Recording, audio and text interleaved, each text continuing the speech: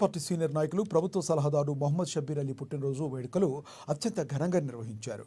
కామారెడ్డి జిల్లా కేంద్రంలోని classic function హాల్లో షబ్బీర్ అలీ 69వ పుట్టినరోజు సందర్భంగా కేక్ కట్ చేసి పుట్టినరోజు వేడుకలు జరుపుకున్నారు.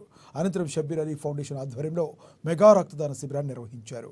ఈ కార్యక్రమంలో పాల్గొన్న షబ్బీర్ అలీ మాట్లాడుతూ తలసేమియా వ్యాధితో బాధపడుతున్న రోగుల కొరకు రక్తదాన శిబిరం ఏర్పాటు చేశామని, ఇప్పటి వరకు సుమారుగా 400 మంది రక్తదాన శిబిరంలో పాల్గొన్నారని తెలిపారు.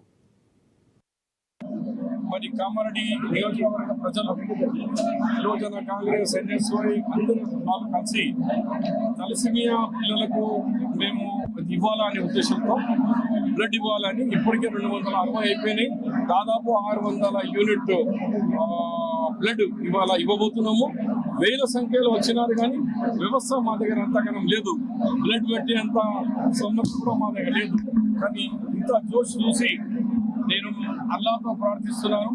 వీళ్ళు ఇచ్చిన బ్లడ్ ఎవరు ఇచ్చినారో వాళ్ళతో ఆ చిన్న పాపలకు మంచి ఆరోగ్యంగా కావాలని కోరుకుంటున్నాను.